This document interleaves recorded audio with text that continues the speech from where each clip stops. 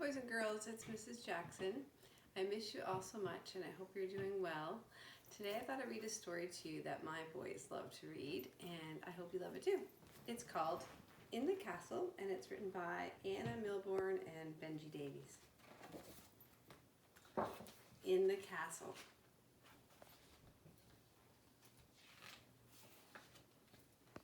Have you ever visited an old tumble-down castle and wondered what it was like to live there long, long ago?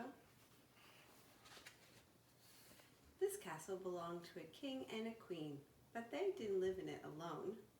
Knights lived here too, and ladies-in-waiting, and horses, and blacksmiths, and cooks. It was a very busy place, indeed. The king of the castle ordered everyone about. He sent the knights on exciting adventures, and when they rushed back with tales of all they'd done, the king's little nephew would long to be a knight. But first, he'd have to learn to ride and fight with the wooden sword. He'd help a real knight get ready for each heroic quest. Later, when he was old enough and brave enough, the king might make him a knight too. He'd kneel before the throne.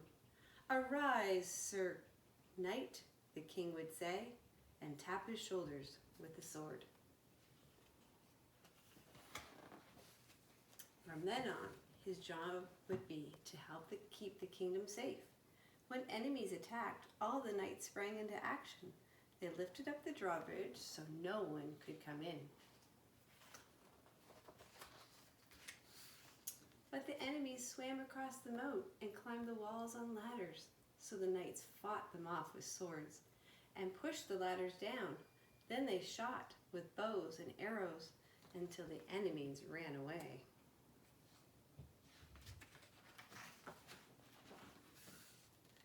To celebrate the victory, the king and queen had a party. They ate roasted peacock with fish and flowers, and honey cakes and gingerbread. A jester clowned around and made everybody laugh. The next day, they played jousting. Two knights rode fast towards each other and tried to knock each other off.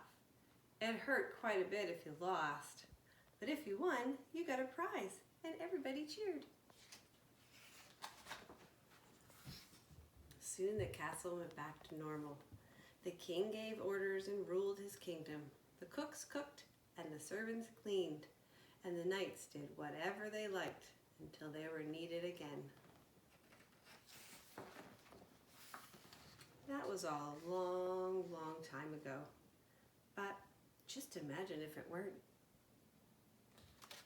Thank you, boys and girls, for listening. Have you ever wondered what it would be like to live in a castle?